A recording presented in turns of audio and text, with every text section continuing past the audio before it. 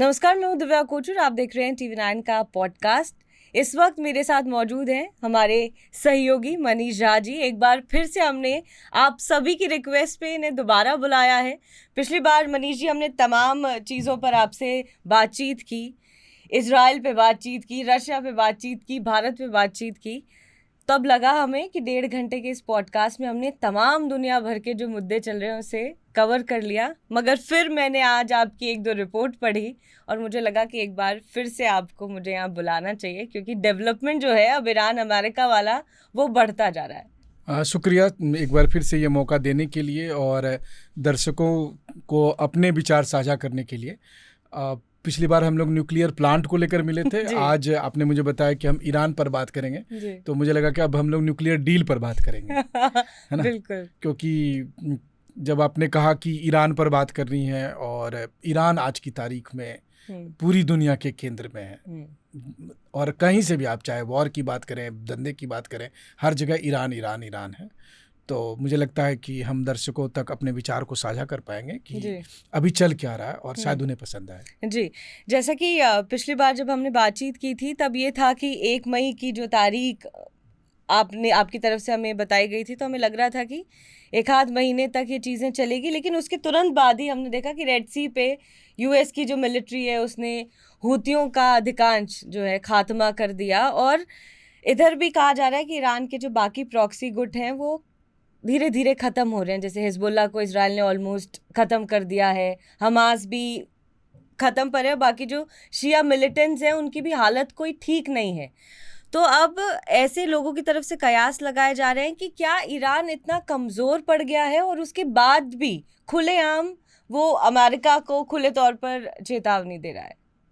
देखिए, ये वाकई दिलचस्प है और इसके लिए हमें ईरान को समझने की ज़रूरत है कि ईरान किस तरीके से एक बड़ा पावर सेंटर बना पिछले कुछ समय में, और आज जब वो कह रहा है या पूरी दुनिया की तरफ से कहा जा रहा है कि ईरान कभी भी परमाणु हथियार बना सकता है, जो कि इजराइल के लिए या अमेरिका जिसे एक खतरे के तौर पर देख रहा है, और उसी को रोकने के लिए ये सब कुछ हो रहा है।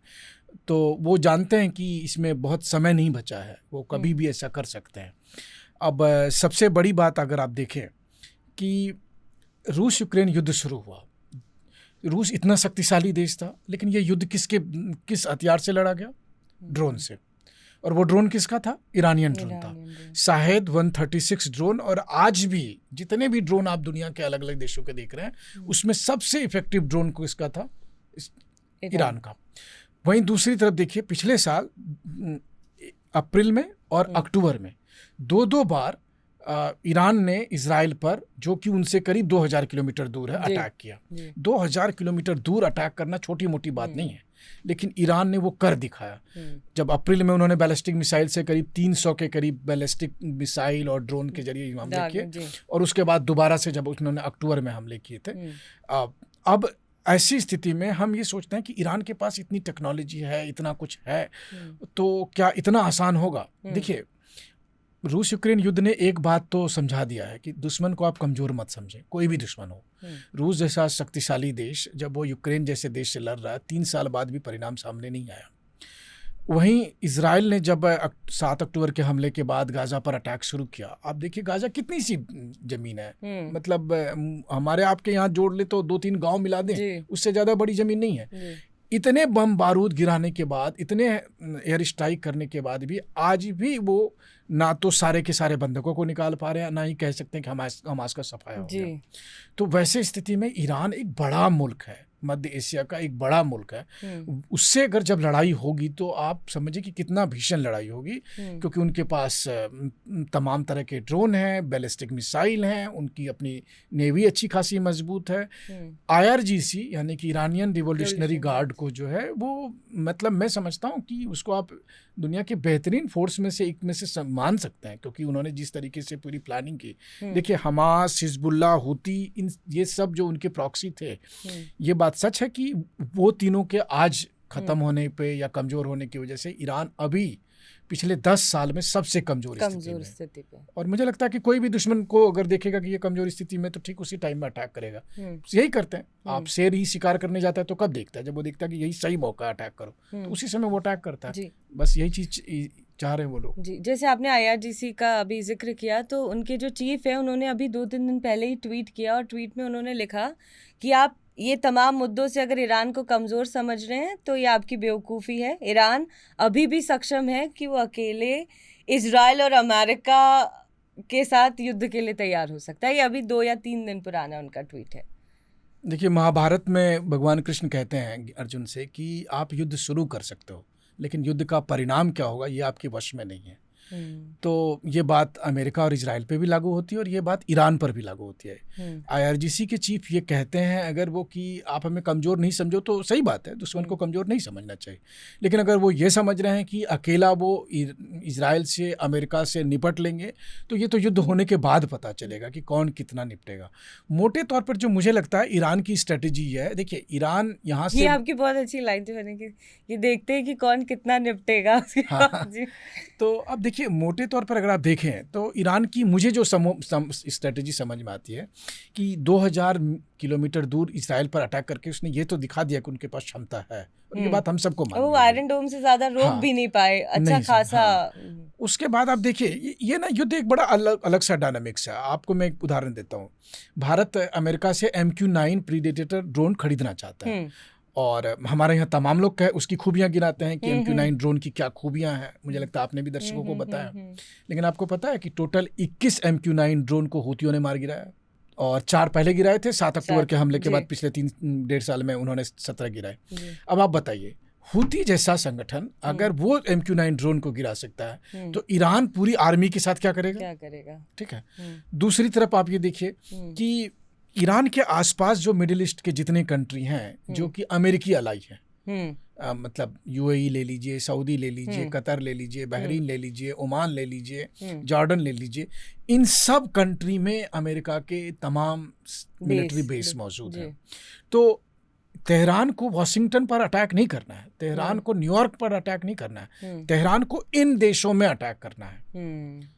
इन देशों में जो US के मिलिट्री बेस है, जो उनके बहुत करीब है, उन सब पर अटैक करना है, और वो कर सकता है। वहीं दूसरी तरफ ये भी बात सच है कि पर्शियन गल्फ में और हॉर्मुज़ स्ट्रीट में ईरान का डोमिनेंस है। ठीक है, ये बात सब मानते हैं। तो ईरान इतना भी छोटा नहीं है। यहाँ पे मुकाबला वो नहीं है कि ऑस्ट्रेलिया और अफगानिस्तान का क्रिकेट मैच हो रहा है। जी। ईरान और अमेरिका या ईरान और इजराइल की लड़ाई में कौन किस पर भारी पड़ेगा, ये डिपेंड करता है कि कौन कितना मतलब खुद को मिटाने के लिए आमदा है ना। देखिए, अमेरिका के लोग अगर ग्राउंड पर लड़ने को तैयार हैं तब तो ठीक है। तो यहाँ की जो लड़ाई होगी वो ये होगी कि उसमें फिर आपको कीमत चुकानी पड़ेगी। अभी क्या हो रहा था, इजराइल हमास पर अटैक कर रहा था, कैजुअल्टी हुई, इजराइल की भी कैजुअल्टी हुई, IDF की काफ़ी कैजुअल्टी हुई। आरोप ये भी है कि वो पब्लिक नहीं भी कर रहे हैं, लेकिन फिर भी वो कैजुअल्टी नहीं हुई जो ईरान के साथ अटैक में होगा। ईरान के साथ अटैक में इजराइल को भी बहुत नुकसान होगा, अमेरिका को भी नुकसान होगा। इजराइल का तो जो होना, ईरान का तो जो होना है वो तो हो कर रहेगा। लेकिन एक बात तय है कि आने वाले कुछ दिनों में, अब मैं ज़्यादा हफ्ते की भी बात नहीं कर रहा हूँ, मैंने जब पिछली बार आपसे कहा था कि 1 मई की तारीख है, वो तारीख ट्रंप ने दी थी। अच्छा, कल जब नेतन्याहू जब मिल रहे थे सोमवार को ट्रंप से, और तो मैं बड़ा गौर से देख रहा था कि क्या ये टैरिफ के मामले में रियायत देते हैं। उसके पीछे क्या मेरा दूसरा लॉजिक था, वो सलमान खान की एक मूवी था ना कि जिसमें वो कहते थे कि एक बार मैंने कमिटमेंट कर दी तो फिर मैं अपनी भी नहीं सुनता हूँ। आप सोचिए कि नेतन्याहू और जो कहेंगे ट्रंप वो मान जाता है। मतलब जिस तरह से उन्होंने हथियार दिया, जिस तरह उन्होंने खुली छूट दी, गाजा में दोबारा से युद्ध विराम खत्म करके जैसे नेतन्याहू कर रहे हैं, इसके बाद भी ट्रंप टैरिफ पर पीछे नहीं हटे। तो आप देखिए कि गद्दी संभालने के बाद ट्रंप ने 2 बड़े कमिटमेंट किए। पहला, 2 अप्रैल को मैं टैरिफ लाऊंगा, वो ला दिया, पूरी दुनिया में तहलका मचा हुआ है। दूसरा कमिटमेंट उन्होंने किया, ईरान को चिट्ठी लिखकर एक और डेडलाइन दी कि 1 मई तक तुम्हारे पास वक्त है। तो मैं सबको यही कहता हूं कि ये डेडलाइन ट्रंप की दी हुई है, ट्रंप इस डेडलाइन को भी ऑनर करेंगे और उसी हिसाब से वो तैयारी कर रहे हैं। देखिए, ट्रंप बिजनेसमैन है, और जिस तरीके से अमेरिका ईरान को घेराबंदी करने के लिए अपने हथियार और दूसरी चीज़ों को लगा रहा है, और वो आसान नहीं है, उसमें अरबों डॉलर खर्च होते हैं। तो ये केवल दिखाने के लिए नहीं है। लोग अगर ये कहते हैं ना कि ये बस खाली मतलब दिखावटी कार्रवाई है, डराने धमकाने की कार्रवाई नहीं, ये गरजने वाले बादल नहीं है, ये बरसने वाले बादल हैं, और ये बरसेंगे, ये फारस की खाड़ी में बरसेंगे, ये मेडिटेरेनियन सी में बरसेंगे, और क्या पता उसके बाद दुनिया में बहुत अलग अलग जगह पर बरसेंगे, लेकिन बरसेंगे। जी, एक छोटा सा मेरा इसमें सवाल है कि जो अमेरिका ईरान पे अटैक करने जा रहा है या कर सकता है, नहीं पता हमें, लेकिन उसकी ये मेजर वजह है कि वो न्यूक्लियर प्रोग्राम पर काम कर रहा है ईरान, जिसको जो अमेरिका नहीं चाहता है। तो ईरान का जो न्यूक्लियर प्रोग्राम है वो कहाँ तक पहुँचा है? क्या उन्होंने 90% काम कर दिया है या उनका काम पूरा हो चुका है? जानती है, सबसे दिलचस्प बात है कि अमेरिका में जो सबसे अधिक जिसके पास इंटेलिजेंस है वो डायरेक्टर DNI है, डायरेक्टर नेशनल इंटेलिजेंस, आजकल तुलसी गबर्ड है। उन्होंने पिछले दिनों एक स्टेटमेंट दिया कि ईरान न्यूक्लियर पावर नहीं बना रहा। तो अगर उनकी बातें माने तो इसका मतलब है कि ईरान के खिलाफ ये सारा प्रोपेगेंडा है। ठीक है, मैं ये भी नहीं कहता हूँ कि ईरान को क्लीन चिट दिया जाना चाहिए। ईरान भी नहीं कहता, ईरान तो खुद ही कह रहा है कि हाँ मैं कर रहा हूँ, लेकिन मेरा पर्पस वो नहीं है जिस बात को बताया जा रहा है। दूसरी बात है, हमें भूलना नहीं चाहिए। देखिए, अमेरिका और पश्चिमी देश की क्रोनोलॉजी को आप देखिए। उन्होंने क्या किया? पहले उन्होंने अफगानिस्तान को अटैक किया। 9/11 की घटना घटी जिस दिन दोनों टावर गिरे, 45 सेकंड के अंदर तय हो गया था कि जो गुनहगार है वो अफगानिस्तान में बैठा हुआ है। ठीक है, उतनी जल्दी तो उस समय के तत्कालीन राष्ट्रपति ये नहीं बता पाते कि उनके बेडरूम के बगल में जो फर्स्ट लेडी है वो कहाँ पर मौजूद है, जितनी जल्दी उन्होंने बता दिया कि लादेन कहाँ पर छुपा हुआ है। उसके बाद वहाँ से कहानी शुरू होती है। 2001 में अफगानिस्तान, फिर 2003 में इराक पर आपको याद होगा कि कहा गया वेपन ऑफ मास डिस्ट्रक्शन है। और फिर UN में जिस तरह के सबूत दिए गए, जिस तरह से ब्रिटेन को अगुवाई करके अटैक किया गया, क्या मिला? मुझे बताइए कि सद्दाम हुसैन को आपने मार दिया, इराक की ऐसी तैसी कर दी, लेकिन कहाँ है वो वेपन ऑफ मास डिस्ट्रक्शन? ठीक है, उसके बाद फिर आप देखिए लीबिया के साथ उन्होंने क्या किया, है ना, गद्दाफी को किस तरह से हटाया, मारा। उसके बाद आप देखिए सीरिया में क्या हुआ। सीरिया में क्या हुआ? आखिरकार 2015 से लेकर वो 2024 में जाकर सीरिया को भी खत्म। तो अब एक ही मुल्क बचा है वहाँ पर, ईरान एक आखिरी कांटा है इनकी नज़र में, जिसको निकालना है और जिसके लिए ये सबसे सटीक समय है। वो इसलिए क्योंकि व्हाइट हाउस में बैठा व्यक्ति भी ये मानकर चलता है कि इजराइल की अगुवाई में अब मिडिल ईस्ट में एक नया सत्ता समीकरण बनना चाहिए। दूसरी तरफ यह है कि ईरान चूंकि अपने 3 प्रॉक्सी के कमजोर होने की वजह से अभी अलग थलग पड़ा है। अब ईरान का साथ कौन देगा, ये वाकई में दिलचस्प बात है। जी, इस पर भी ये आई थिंक इस पर बात करना बहुत ज़रूरी है, क्योंकि अभी तक तो ये था कि यमन कह लीजिए या बाकी जहाँ पर भी उसके प्रॉक्सीज़ हैं वो इनडायरेक्टली ईरान का साथ देंगे, या वहाँ पर एक उनको, जैसा आपने बोला ना कि कौन तैयार है मिटने के लिए, तो इन देशों पे एक बात कही जा सकती थी कि ये तैयार है। अभी भी मुझे लगता है ये तैयार थे। जी, लेबनान या यमन, ये 2 का तो मैं अभी भी कह सकती हूँ कि ये होंगे, लेकिन सीरिया का अब क्या समीकरण बन रहा है? क्या जो मिलिटेंट्स हैं वहाँ कर वो देंगे ईरान का साथ इस वक्त? देखिए, ईरान को सीरिया से साथ नहीं मिलेगा, अभी नहीं मिलेगा। इसीलिए सीरिया में ये सारी कवायद की गई थी। सीरिया में जिस तरह से राष्ट्रपति असद को हटाया गया, जिस तरह से अभी HTS को गद्दी संभाली गई, जोलानी अभी वहाँ पर हैं, वो लोग कोई भी ईरान का साथ नहीं देंगे। और ऐसी स्थिति में इनके लिए, मतलब इजराइल और अमेरिका के लिए अब बहुत अच्छा मौका हो गया।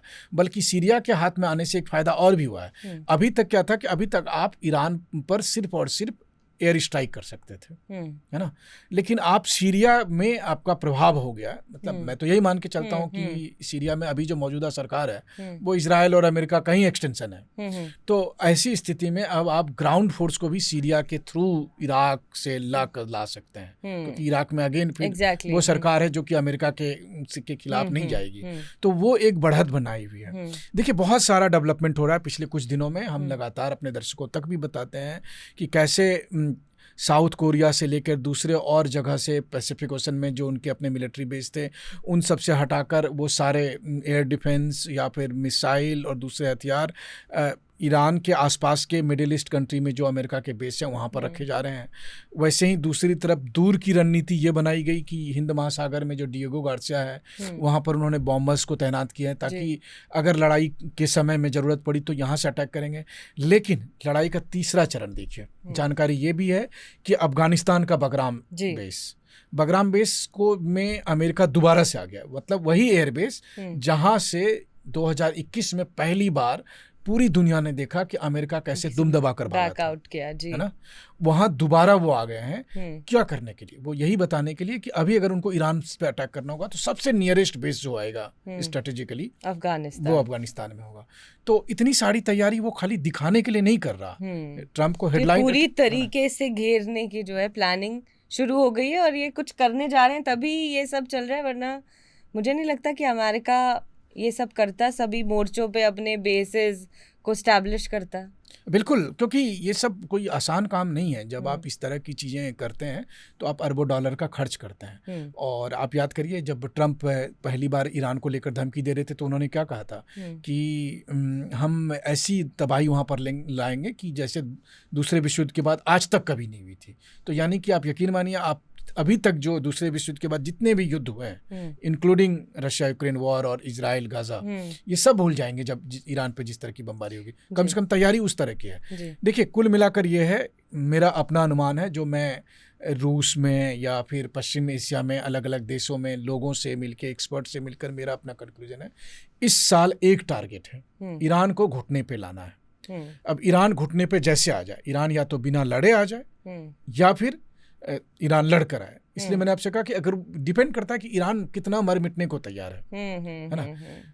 ये भी बात सही है कि ईरान में इस साल हर हालत में रिजिम चेंज होकर रहेगा, ये कम से कम इजराइल का लक्ष्य है। जानकारी यहाँ तक भी है कि इजराइल हो सकता है आने वाले कुछ दिनों में ईरान पर किसी न किसी बहाने से अटैक करेगा, ताकि ईरान रिएक्ट करे, और ईरान रिएक्ट करते ही अमेरिका उसमें कूदेगा जी। इन सब कड़ी में बस एक आखिरी जो कवायद है, कई बार होता है ना कि आप लड़ने से पहले एक चलो बातचीत कर लें, ताकि दुनिया ये ना कहे कि बातचीत नहीं की। वही अमेरिका ने सारी उसको स्पेस दे दिया है, वार्निंग दे दी है, लेकिन इसके बाद भी अगर ईरान नहीं माना तो अमेरिका वही करेगा जो उसे करना है। मतलब अमेरिका ने अपनी तरफ से तमाम चीज़ें कर ली हैं, कोशिश कर ली है। बिल्कुल, अमेरिका ने कर ली है। उसका कारण ये है क्योंकि अमेरिका को लगता है अगर अभी नहीं तो कभी नहीं, है ना। ये सबसे सही मौका है। देखिए, ये बात भी सही है कि सीरिया में उन्हें अप्रत्याशित सफलता मिली। हम इसको इस रूप में ना देखें कि बाइडेन को मिली, ट्रंप को नहीं मिली, अमेरिका हाँ, को मिली। और नहीं तो फिर आप ये भी देखिए कि जो ट्रंप आज तक आपको कहते हैं कि उन्होंने कोई युद्ध नहीं छेड़ा, उनके लेगेसी में एक युद्ध ये भी होगा। यानी अमेरिका का ऐसा कोई प्रेसिडेंट नहीं है जो कि किसी न किसी युद्ध को दुनिया के सामने लाकर नहीं रखेगा। लेकिन ईरान का युद्ध इन सब में सबसे भयंकर है। बहुत पहले लीबिया के शासक गद्दाफी ने ये बात कही थी। उन्होंने कहा था कि एक एक करके सब मारे जाएंगे। तो वो अगर आप देखते होंगे OTT पर एक सेक्रेट गेम्स करके आता था ना, उसमें कहता है ना केवल त्रिवेदी बचेगा। तो यहाँ त्रिवेदी भी नहीं बचने वाला। कौन होगा? हाँ, यहाँ त्रिवेदी भी नहीं बचने वाला, भी नहीं बचेगा, है ना। आखिरी कड़ी जो त्रिवेदी अभी तक ईरान दिख रहा था। ईरान के पास विकल्प नहीं है। ईरान बिना लड़े अगर सरेंडर करे, जो कि वो नहीं करेगा, करना भी नहीं चाहिए, क्योंकि कुल मिलाकर तो है यही बात। देखिए, रूस यूक्रेन युद्ध के बाद से ही इस बात पर सवाल है कि UN जैसी संस्थाएं बहुत प्रभावी नहीं रही है, या फिर उसको अमेरिका और पश्चिमी देश उसी हिसाब से इस्तेमाल करते हैं। इसका मतलब ये नहीं है कि हम ईरान के पक्ष में हैं। इसका मतलब ये है कि आज की तारीख में अमेरिका जिस पर चाहे, कल के दिन में, अब आप देखिए ट्रंप क्या कह रहे हैं। ट्रंप कह रहे हैं कि गाजा बहुत अच्छा टूरिस्ट डेस्टिनेशन है ना। तो इसीलिए गाजा पर जो है अमेरिका का अधिकार होना चाहिए। मान लीजिए मैं बहुत छोटा आदमी हूँ, लेकिन एक प्रपोजल आपके बहुत बहुचर्चित प्रोग्राम के जरिए मैं देता हूँ। मैं व्हाइट हाउस गया था पिछले महीने, और व्हाइट हाउस मुझे बहुत अच्छा लगा था, और मुझे लगा कि इसको जो है ना बैंक्वेट हॉल अगर बनाया जाए तो बहुत चलेगा। तो ट्रंप साहब ऑफर दें, कितना वो रेंट लेंगे, मैं उनको रेंट देने को तैयार हूँ। मैं वहाँ पर बैंक्वेट हॉल खोलना चाहता हूँ। कर सकता हूँ क्या? उनके लिए गाजा की जमीन हो सकता है कि एक रिजॉर्ट दिखती होगी, गोल्फ कोर्स दिखता होगा, डेस्टिनेशन नजर आ रही है, लेकिन किसी के लिए वो मुल्क है, किसी के लिए वो घर है जहाँ पर पीढ़ियां रह रही थी। आज भी वहाँ 23 लाख लोग रह रहे हैं जो रोज बमबारी का शिकार हो रहे हैं। अब सोचिए उनके दिल पर कैसे बीतती होगी कि जो आदमी खुद को इस दुनिया का सबसे बड़ा लोकतांत्रिक देश का जो है सो राष्ट्रपति बताता है, वो ये कह रहा है गाजा बहुत सुंदर रिजॉर्ट बन सकता है वहाँ पर। मतलब उन गरीबों के लिए आपकी कितनी हाय लगेगी आप पर, ठीक है। सिर्फ इसलिए, ठीक है, मैं ये नहीं कहता हमास ने जो किया उसके खिलाफ एक्शन होना चाहिए, लेकिन 23 लाख लोग हमास जो के आम नहीं हैं। लोग हैं उनको 23 लाख लोग हमास के नहीं हैं।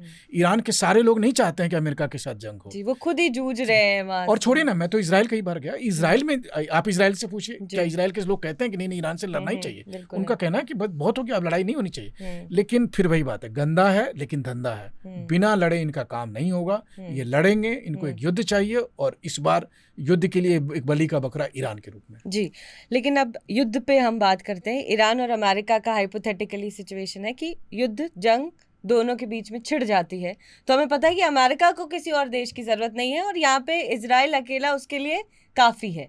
लेकिन ईरान की तरफ कौन कौन से देश होंगे अगर हम मिडिल ईस्ट से लेकर तमाम एक दुनिया के नक्शे पर बात करें तो इसमें सबसे पहले तो मैं ये कहूँगा कि अब बहुत दिन तक आप ये नहीं कह पाएंगे कि यह हाइपोथेटिकल है। जी, है ना, बहुत जल्दी यह हकीकत होगा, और ये नहीं होना चाहिए था लेकिन हो रहा है। और दूसरी बात ये कि आपको याद होगा कि जब पिछले साल अप्रैल में या फिर अक्टूबर में जब ईरान ने अटैक किया, तो उस वक्त इजराइल की रक्षा के लिए 7 मुल्क थे। जी, है ना, कि इजराइल तक मिसाइल ना पहुंचे, इसके लिए अमेरिका, फ्रांस, ब्रिटेन, जर्मनी, ये सब जो तमाम जो पश्चिम यूरोपीय देश थे, उनके भी एयरक्राफ्ट कैरियर और दूसरे डिफेंस सिस्टम ईरान और इजराइल के बीच में लगे थे, उसके जरिए रोका गया था। जी। लेकिन इसके बाद भी है कि जब लड़ाई शुरू होगी तो देखिए, अफसोस की बात यह है कि आज की तारीख में ईरान के पास ज़्यादा दोस्त बचे नहीं हैं, और जो दोस्त हैं वो देखना होगा कि किस हद तक साथ आते हैं। ईरान को सबसे अधिक भरोसा है रूस पर, ठीक है, लेकिन ये बात समझनी होगी कि जंग आपको खुद ही लड़नी होती है, चाहे वो निजी जिंदगी की जंग हो या देश की जंग हो, है ना। सीरिया में देखिए, सीरिया में क्या हुआ, सीरिया में तो रूस के बेस थे, उसके बावजूद भी क्या हुआ, परिणाम कैसे निकले, उन्हीं को रूस जाना पड़ा, उन्हीं को वापस भागना पड़ा। ये रूस में ज़्यादातर लोग हमेशा एक डायलॉग कहते हैं कि रूसी लोग कहते हैं, रूस में बहुत हीरा होता है, कच्चा हीरा होता है, आप जानती हैं, फिर भारत में प्रोसेस होके जाता है। तो रूसी लोग बड़े गर्व से कहते हैं कि इंडिया में ये प्रचार है ना, हीरा है सदा के लिए, तो वो कहते हैं कि हीरा भले ही आपका साथ छोड़ दे, लेकिन हम रूसी किसी का साथ नहीं छोड़ते हैं। ये बात बहुत गर्व से वो कहा करते थे। लेकिन सीरिया के बाद उनको खुद इस बात पर डाउट हो गया कि क्या वो सचमुच में सबका साथ देंगे, और अगर ऐसा है तो क्या करेंगे, ईरान के मामले में वो क्या करेंगे। इसके बावजूद कि ईरान के साथ उन्होंने सुरक्षा समझौता किया। ईरान, रूस और चीन का अभी कुछ दिनों पहले नेवल वॉर एक्सरसाइज हुआ, वो लोग आपस में बात भी कर रहे हैं। लेकिन मान लीजिए कि जब लड़ाई ये शुरू होगी तो क्या करेंगे, रूस अपनी सेना भेजेगा, रूस अपने एयर डिफेंस भेजेगा, क्योंकि देखिए यहाँ पे ना इनडायरेक्ट, मैं कड़ी निंदा करता हूँ से काम नहीं चलेगा। यहाँ पर होगा कि आपको हथियार भेजने होंगे, आपको ट्रूप्स भेजने होंगे, तब तो आप मेरे दोस्त हैं। जी, लेकिन मुझे लगता है कि रशिया के संदर्भ में ऑब्वियसली कि रशिया अपनी मिलिट्री नहीं भेजेगा, लेकिन क्योंकि रूस यूक्रेन के बीच में जब जंग थी तो ईरान ने काफ़ी ड्रोन्स और तमाम तरीके की सहायता की थी, और जैसा आपने कहा कि रूसी लोग कहते हैं कि रूसी साथ नहीं छोड़ते, तो मुझे लगता है कि इंटेलिजेंस के थ्रू या हथियार मुहैया कराने के थ्रू ऐसी रूस की तरफ से मदद हो सकती है या होगी ही। ईरान को कम से कम यही उम्मीद है। जी, ईरान को उम्मीद है। अब रूस के सामने, क्योंकि इंटेलिजेंस की बात करें तो मुझे लगता है कि एक ज़रूरत पड़ेगी। नहीं, वो है भी। देखिए, ईरान ने आज जो परमाणु क्षमता हासिल की है, जितना भी 60% से लेकर 90% के बीच में जो भी एग्जैक्ट डेटा है, अगर ये क्षमता हासिल की है तो कहा ही यही जा रहा है कि इसके पीछे में रूस और चीन का हाथ है। तो रूस और चीन की मदद से अगर उन्होंने यहाँ तक हासिल की है तो उम्मीद की जा रही है कि जब लड़ाई होगी तो रूस और चीन उनको हथियार या दूसरी चीज़ें मुहैया करा सकता है, चाइना की तरफ से पैसे या बाकी इकोनॉमिक। अब इसीलिए मैं कहता हूँ कि आप गेम प्लान देखिए कि ट्रंप ने किससे दोस्ती बढ़ाई है,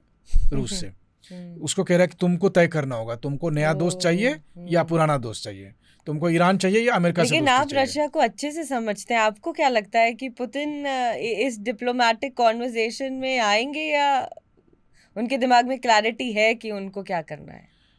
और देखिए, क्या है ना कि सबसे बड़ी बात है कि हर देश का अपना इंटरेस्ट है, वो देख लेंगे कि ग्रेटर इंटरेस्ट मेरा कहाँ पर है ना। तो अमेरिका ही होगा जाहिर सी। और तो जाहिर है, कौन चाहेगा कि अमेरिका से मतलब किसी दूसरे के लिए जंग लड़ा जाए। तो अमेरिका से लड़ने से पहले, और ये बात ईरान को समझ में आती होगी ईरान अपने स्ट्रेटेजिक साइलेंस के लिए मशहूर है। ईरान बहुत सोच समझ कर काम करता है, लेकिन ईरान को ये पता है। देखिए ईरान के साथ दिक्कत क्या है, ईरान के साथ दिक्कत है कि ये जंग ईरान नहीं शुरू करेगा, जंग शुरू करने का फैसला भी दूसरे पार्टी का है, और ईरान के पास विकल्प नहीं है। ईरान की हालत क्या है, ईरान की हालत ये है कि वो बचपन में एक कहानी मैंने पढ़ी थी कि एक बार एक बकरी का बच्चा एक नदी में पानी पीने गया, तो वहाँ मगरमच्छ मिल गया उसको। उसने कहा मैं तुम्हें खाऊंगा। तो उसने कहा तुम मुझे क्यों खाओगे, मैंने तुम्हारा क्या बिगाड़ा है? तो उसने कहा कल तुमने मुझे गाली दी थी। बोला कल तो मैं पानी पीने आया ही नहीं था। तो बोला फिर? तो बोला कल मेरी मौसी आई थी। बोला हुआ ना, तुम्हारी मौसी ने गाली दी थी तो अब मैं तुम्हें खाऊंगा। ईरान के पास भी वही है। ईरान क्या कर रहा है, नहीं कर रहा है, कितना कर रहा है, मैंने आपको इसलिए कहा कि ईरान कितना परमाणु क्षमता बना रहा है, कितना वो बम बना चुका है, नहीं बना चुका, ये बात अलग है। कि ईरान का मानना ये है कि अभी तक आप चाहे देख लीजिए, अफगानिस्तान हो, इराक हो, लीबिया हो, सीरिया हो, इन सब में से किसी के पास परमाणु बम नहीं थे, इसीलिए उन पर हमला हुआ। ईरान को ये लगता है कि अगर मैं परमाणु बम बना लूंगा तो मैं हमले से बच जाऊंगा, लेकिन परमाणु बम बनाने से पहले अगर उस पर हमला हो गया तब वो क्या करेगा। मगर अगर आप चाइना की बात करें, क्योंकि यूएन में भी चाइना अपना मत तो रख ही सकता है ईरान के खिलाफ, और वो नहीं डरता अमेरिका से, जहाँ तक हम समझ पाते हैं कि चलो रशिया का तो एक अपना हो सकता है, लेकिन चाइना क्या लगता है बैकडोर से और ज़्यादा सपोर्ट करेगा ईरान को, क्योंकि इसके लिए तो बड़ा अच्छा, चाइना के लिए तो अच्छा प्लेग्राउंड तैयार हो जाएगा। देखिए सबसे बड़ी बात है कि दुनिया में आप सब पर भरोसा कर लीजिए, चाइनीज़ पर कभी मत करिए। और ये बात मुझे किसी और ने नहीं, मुझे ताइवानियों ने सिखाया था। तो और मैं मानता हूँ कि चाइनीज़ और ताइवानीज़ दोनों के डीएनए एक है, उनसे बेहतर चाइनीज़ को कोई नहीं समझ सकता। देखिए आप सोचिए ना कि चाइना खुद अपने ऊपर भरोसा नहीं कर रहा है, तो उस पर दूसरे मुल्क क्या करेंगे। अगर ईरान चीन के भरोसे लड़ रहा है तब तो फिर भगवान ही उसे बचाए। ठीक है, एक बार के लिए रूस मान लीजिए हथियार तो दे भी देगा, चीन तो खुलकर वो भी नहीं करेगा। दूसरी बात है कि चीन अभी ईरान को क्या बचाएगा, पहले खुद तो वो बच जाए, क्योंकि उन्हें भी पता है कि ईरान के बाद अगला नंबर उसी का है ना। तो अभी टैरिफ वॉर आप देख ही रहे हैं कि टैरिफ वॉर शुरू हुआ, और इतिहास गवाह है कि जब भी टैरिफ वॉर बहुत ज़्यादा खूनी होता है तो उसके बाद वो असली युद्ध में तब्दील हो जाता है। सेकेंड वर्ल्ड वॉर में हमने यही देखा, 1930 के दशक का टैरिफ वॉर। यही चीज़ अब यहाँ भी हो सकता है कि चीन के साथ जो टैरिफ वॉर है वो थर्ड वर्ल्ड वॉर में लेकिन अब देख रहे हैं हम जब आपने, क्योंकि हम टैरिफ पर अब आ ही गए हैं, तो चीन ही एकमात्र ऐसा देश नज़र आ रहा है जो रिटेलिएट कर पा रहा है। बाकी और कोई देश इतने सक्षम नज़र नहीं आ रहे हैं कि उतना रिटेलिएट करें अमेरिका को। जितना परसेंटेज उसने बढ़ाया है अपने टैरिफ का, इंडिया वो नहीं करेगा, बाकी और कोई देश वो नहीं करेंगे, लेकिन चाइना ने वो किया है। इसलिए नहीं कि वो बहुत ताकतवर है, इसलिए क्योंकि उसकी वो मजबूरी है। आप ये बताइए ना कि सब इस पूरे टैरिफ वॉर का लूजर सबसे बड़ा कौन होगा। सबसे अधिक जो पूरा वैश्विक व्यापार में भागीदारी है वो किसकी है ना। चीन से सबसे अधिक व्यापार हो रहा है अमेरिका में। तो वैसी स्थिति में उसके पास मजबूरी है, वो मजबूरी में ये फैसले ले रहा है। उनको पता है, वही मैंने आपसे अभी बकरी वाली बात बताई ना कि बकरी के बच्चे को तो मगरमच्छ हर हालत में खाएगा, चाहे वो गाली दे कि उसकी मौसी गाली दे। चीन पे भी यही लागू होता है। चीन को भी ये समझ में आ रहा है कि अगर वो रिटेलिएट ना करे तो भी नुकसान है, रिटेलिएट करे तो भी नुकसान है, दोनों ही हालत में उसका नुकसान होना है। वो इसलिए, क्योंकि देखिए चीन को चीन किसने बनाया, चीन को चीन अमेरिका ने बनाया। उस वक्त पावर इक्वेशन को मतलब सोवियत संघ के साथ पावर इक्वेशन को संतुलित बैलेंस करने के लिए उन्होंने चीन नाम का एक दानव क्रिएट किया। आज वो भस्मासुर हो गया। तो अमेरिका को लग रहा है कि अब चीन को रोकना पड़ेगा। चीन को रोकने के लिए ही ये सारा कुछ है। हाँ, दूसरी बात ये है कि अभी एक नया वर्ल्ड ऑर्डर बन रहा है। इस वर्ल्ड ऑर्डर में आप देखिए कि रूस, चीन, भारत, ईरान जैसे बहुत सारे देश हैं, बहुत सारे मुल्क हैं जिन्होंने अपने अपने लेवल पर अच्छी स्ट्रेंथ हासिल की है। तो ऐसी स्थिति में जो पिछले कई दशकों तक जो अमेरिकी साम्राज्यवाद का वर्चस्व था वो टूट रहा है। 3 साल पहले हमने देखा कि कैसे अफगानिस्तान से वो भागे, फिर उसके बाद रूस यूक्रेन युद्ध में हमने देखा कि अमेरिका ने 30 मुल्कों की मदद के बाद भी वो रूस को नहीं हरा पाए। तो अब ऐसी स्थिति में अमेरिका के उस ताकत पर, उस मतलब प्रभाव पर जो सवाल उठ रहे हैं, मेरा मानना यह है कि ट्रंप जैसा बिजनेसमैन बेसिकली टैरिफ नाम के हथियार का इस्तेमाल कर रहा है, ये उनका आखिरी हथियार है, ये जताने के लिए कि अमेरिका के पास आज भी ताकत है अपना एग्जिस्टेंस, हाँ, मैं देखिए मैं मानता हूँ कि ये कहीं, ये आपकी एकदम अलग थ्योरी हाँ, है। मैं मानता हूँ कि ये कहीं बिजनेस से आप हो क्या रहा है कि ट्रंप के 2 अप्रैल के बाद के टैरिफ के फैसले को हम निहायती बिजनेस वाला फैसला लेते हैं। ये बिजनेस वाला फैसला नहीं है, ये जियो स्ट्रेटेजिक फैसला है। बिजनेस उसका एक पार्ट है, और वो इसलिए क्योंकि अमेरिकी वर्चस्व को बचाने के लिए या दिखाने के लिए कि अभी भी मेरे अंदर ये ताकत है, अभी भी मैं दरबार लगाऊंगा, I am the king, I am the most powerful man on this earth. इसके लिए उन्होंने टैरिफ लगाया है कि अब देखो पूरी दुनिया कैसे नाच रही है मेरे आगे पीछे, रोज मुझे इतने कॉल आ रहे हैं, रोज मुझे उतने कॉल आ रहे हैं, वो क्या बताना जो आप कह रहे थे कि दरबार, हाँ, वो दरबार लगाना चाह रहा है कि सब आए मुझसे बात करें, सब आए बात करें, फिर मेरी मर्जी होगी। आज मेरा मूड ठीक है, आज मुझे मेलानिया ने कहा कि तुम बहुत हैंडसम लग रहे हो तो मैंने जो इस देश पे जो टैरिफ थोड़ा कम कर दिया। आज जो मेलानिया ने मुझे डांट दिया तो मैंने जो है सो इस पर ज्यादा टैरिफ लगा दिया, इस तरह का ही तो पॉलिसी। अदरवाइज देखिए कोई भी हेड ऑफ स्टेट इस तरह से इरेशनल फैसला नहीं लेता। मैं ये क्यों कह रहा हूँ, आखिरकार ग्लोबलाइजेशन और फ्री ट्रेड किसका दिया हुआ है? अमेरिका का। भाई आपने सोवियत संघ के कोलैप्स के बाद यही तो कहा कि अब सबको आना है, WTO का गठन हुआ, WTO के जरिए आप फ्री ट्रेड में लेकर आए, आपने सारा गेम सब global world rules of game, मतलब जो है सो उस गेम्स के रूल्स आपने सेट किए। और अब जब ऐसा हुआ कि पिछले 30 सालों में रूस या मतलब चीन और भारत जैसे जो डेवलपिंग कंट्री थे, उन्होंने धीरे से उसके नियम को समझा और अच्छा परफॉर्म करने लगे, तो अब आप कह रहे हैं नहीं नियम चेंज करो। ठीक है, मतलब इसके पीछे बहुत ज्यादा कैलकुलेशन नहीं है, बहुत सारी चीजें हो सकती है। एक तो जो आपने बोला कि अपना पावर एग्जिस्टेंस बताना कि अमेरिका है, वो दबाव क्रिएट करना। दूसरा शेयर मार्केट को कंफ्यूज करना, ये भी एक कारण हो सकता है, शायद ना हो। नहीं हो क्यों नहीं सकता। देखिए शेयर मार्केट अपने आप में तो किसी भी देश की इकोनॉमी को रिप्रेजेंट करने वाला चीज़ है ही, लेकिन मैं सुन रहा था अमेरिका के ही जो वित्त मंत्री जिसको आप कहते हैं, ट्रेजरी सेक्रेटरी जो थे, वो इन्होंने एक लॉजिक दिया जो बड़ा चर्चा में है। उन्होंने कहा कि शेयर मार्केट में जो इतनी गिरावट हो रही है और आप लोग परेशान हैं, तो मुझे बताइए कि अमेरिका की जनता का जो है महज ऊपर के जो 10% लोग हैं, वही शेयर मार्केट में 80% स्टॉक को कंट्रोल करते हैं। उसके बाद जो बाकी 40% लोग हैं वो बाकी 20% को कंट्रोल करते हैं। लेकिन 50% ऐसे लोग हैं जिनके पास खाने के लिए रोटी नहीं है, जिनके पास नौकरी नहीं है, जिसके पास फ्यूचर नहीं है। मुझे उसकी भी चिंता करनी है और इसलिए मैं टैरिफ लगा रहा हूँ। ठीक है, उन्होंने टैरिफ का ये एक्सप्लेनेशन दिया है। तो उस हिसाब से वहाँ पे भी उनकी कुछ चीजें महंगी होंगी, मतलब नहीं बहुत चीज़ महंगी होगी, बहुत चीज़ें महंगी नहीं होगी। मतलब हो सकता है कि अमेरिका तबाह हो जाए।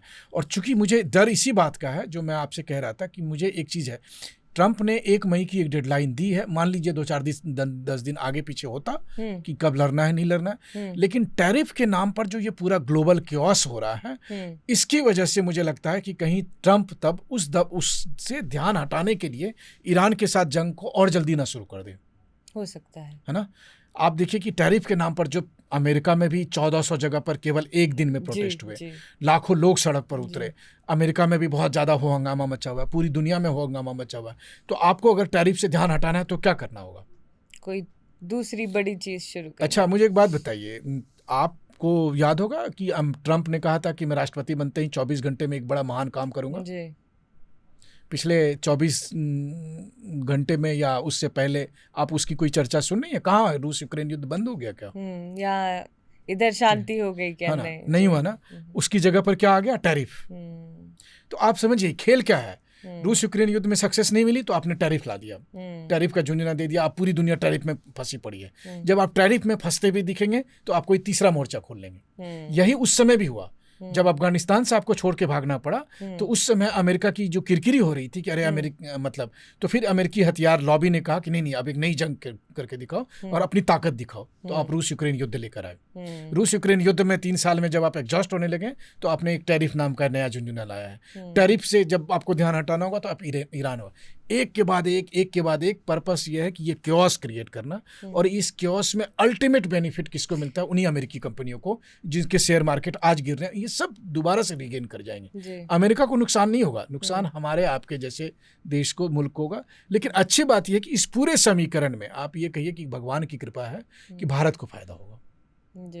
ये समझाएंगे दर्शकों को कि भारत बिल्कुल। को कैसे फायदा हो। मैं आपको एक चीज़ बताता हूँ। पहली बात तो ये कि इस टैरिफ के पूरे गेम में आप देखिए, भारत ने एकदम सही स्ट्रेटेजी बनाई है कि भारत वेट एंड वॉच के मोड में है। वो देख रहा है कि चलो देखते हैं क्या है। वो देख रहा है या भारत रिटेलिएट नहीं कर सकता या कुछ कह नहीं करने सकता? की जरूरत अमेरिका नहीं के है। लिए। मुझे एक बात अच्छा, बताइए ठीक ना, है। मैं दीवार में क्यों सर मारूं जब मुझे पता है कि उससे मेरा नुकसान होगा? मैं क्यों मारूं?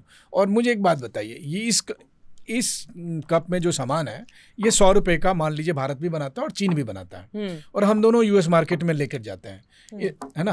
अब इंडिया पे 26% का टैक्स है, तो उस हिसाब से ये 126 रुपए का हो गया, और चाइना पे 34 रुपए का टैक्स है, ठीक है, उस हिसाब से 134 रुपए का हो गया। तो मैं तो अभी भी बेनिफिट में हूँ। पैसे तो अमेरिकन को देने हैं अगर होगा तो, नंबर 1। दूसरी बात, अगर चाइना पे उन्होंने रिटेलिएट किया 34, और ट्रंप ने कही दिया कि भाई 8 अप्रैल तक अगर तुमने वापस नहीं किया तो हम 9 अप्रैल को जो है 50% और टैक्स लगा रहे हैं। भगवान करे ट्रंप ऐसा कर दे, तो जिस कीमत जो 100 रुपये का सामान है वो वहाँ पर अमेरिका में मिलेगा 200 रुपये में, और भारत का सामान जो है वो 100 रुपये का 126 रुपये मिलेगा। मुझे बताइए कि कौन सा धंधा हमारे लिए फायदा है? तो मुझे जब पता है कि सामने वाला लड़के, देखिए अमेरिका और चीन की जो लड़ाई है ना, वो बाजार में 2 पागल सांडों की लड़ाई चल रही है, ठीक है।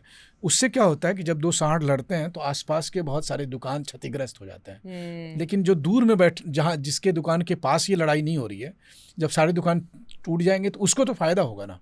तो भारत को एक्चुअली में ये नेचुरल फायदा होने जा रहा है हर लिहाज से, नंबर 1। नंबर 2, देखिए कितना भी हम और आज कह दें, क्या हम और आप ये मानने को तैयार है कि हम कभी भी हिंदी चीनी भाई भाई हो सकते हैं? हरगिज नहीं हो सकते। जब नहीं हो सकते तो चीन को लगाम कैसे लगाया जाएगा? तो आज की तारीख में भारत हो, अमेरिका हो, या पूरी दुनिया को ये लगता है कि चीन पर लगाम लगाने की ज़रूरत है, और टैरिफ उसी के लिए एक स्टेप है। अभी टैरिफ उसके बाद आ गया। अभी तो सैंक्शन लगे ही नहीं है चीन पर। जितने सैंक्शन, मैं हमेशा कहता हूँ, जितने सैंक्शन ईरान पर लगे, जितने सैंक्शन रूस पर लगे, उतना चीन पर लगा दीजिए, और 6 महीने बाद बात करते हैं कि चीन कितनी बड़ी इकोनॉमी है, ठीक है। चीन को तो अभी तक दुलार के, पुचकार के अमेरिका ने इतना बड़ा बनाया है, ठीक है। अब जाकर उसको ध्वस्त करना है उनको, है ना। तो अब जब वो टैरिफ लगेगा, सैंक्शन लगेंगे, वॉर शुरू होगी, अभी बहुत कुछ होना है चीन पे। अब मैं ये कह रहा हूँ कि ये लड़ाई हमने नहीं शुरू की है, ये लड़ाई किसी और ने की है, लेकिन इसका अल्टीमेट बेनिफिट इंडिया को मिलेगा। तो चाहे बात धंधे की हो, बात चाहे सामरिक दृष्टिकोण से हो, हर दृष्टिकोण से ये जो पूरा क्योस है, ये भारतवासियों के लिए ठीक है। बस भारत को केवल धैर्य से खाली तमाशा देखना है। आप बस तमाशा देखिए, एंजॉय करिए, और जो भी क्योस के बाद निकल कर आएगा वो आपके लिए फायदेमंद जी। एक तो ना इस टैरिफ में 2 बहुत ही अलग सी चीज़ें हुई हैं। अलग सी कह दो, ये तो हम प्रेडिक्ट कर सकते थे कि रूस और नॉर्थ कोरिया पे कोई टैरिफ नहीं लगाया गया। यूक्रेन पे भी 10% है, क्योंकि 10% सब पर है। 10% उस जगह पर भी है जहाँ सिर्फ पेंगुइन्स रहते हैं। मैकडोनल्ड करके आइलैंड है अंटार्कटिका के पास, वहाँ भी ट्रम्प ने टैरिफ लगाया जहाँ इंसान ही नहीं रहते, और वो चल भी रहा है कि पेंगुइन पहुंच रहे हैं व्हाइट हाउस में बात करने के लिए। वो मीम जो है आप भी देख रहे हो कि बहुत वायरल हो रहा है। लेकिन on the other hand, Russia north Korea पे कुछ नहीं, कुछ सोचा होगा, सिर्फ बोला होगा सब पे लगा दो, पूरी दुनिया पे, और ये 2 देशों को अलग कर दो। देखिए पहली नजर में इतना सोच पाते हैं वो नॉर्थ कोरिया को लेकर या रशिया को लेकर? ये ट्रम्प का क्या एक अफेक्शन है या क्या कारण है इसके पीछे? वेल, डेमोक्रेट से बात करेंगे तो डेमोक्रेट तो कहते हैं कि देखो ये भी एक और सबूत है कि ट्रम्प जो है पुतिन के एजेंट है ना। तो ये एक बात है। दूसरी बात है कि मतलब आप इसको ऐसे देखिए कि रूस और नॉर्थ कोरिया के साथ कितना बिजनेस होता ही है, तो जब उन्हें लग रहा है कि कोई बिजनेस हो, पर ये लॉजिक नहीं बैठा होता, पर ये लॉजिक नहीं बैठाता। जैसे जब हमने पेंगुइन वाली बात कही तो ये लॉजिक नहीं बैठाते। हाँ, तो इसलिए जो तीसरी बात आ रही है वो बिल्कुल आपने सही किया कि अगर बिजनेस की बात होती तब तो आप पेंगुइन वाले आइलैंड पे जब लगा सकते हो तो आप मॉस्को पे क्यों नहीं लगा सकते, नॉर्थ कोरिया पे क्यों नहीं लगा सकते? तो बेसिकली क्या है कि उनको देखिए, उनको पता है कि किम जोंग उनको या पुतिन को कैसे खुश रखा जा सकता है। ट्रम्प ये इस चीज़ को लेकर बहुत सेंसिटिव है। उनको पता है कि इनको खुश रखने के लिए क्या है। कम से कम पुतिन आज कह सकता है ना, देख लो अमेरिका ने पूरी दुनिया की ऐसी तैसी कर रखी है, लेकिन मुझे नहीं कुछ किया, टच किया।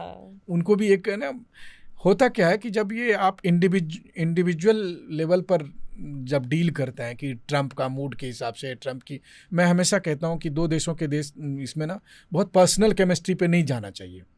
या बहुत इंडिविजुअलिस्टिक अगर आप हो जाएंगे तो यही होता है। अब आप देखिए कि रूस के ऊपर उनको पता है कि जैसे भारत के साथ ये नहीं क्या बोला कि जो है प्रधानमंत्री मोदी मेरे बहुत अच्छे दोस्त हैं, मगर इंडिया हमारे साथ ऐसा करता है तो हम भी इन पे टैरिफ लगाएंगे।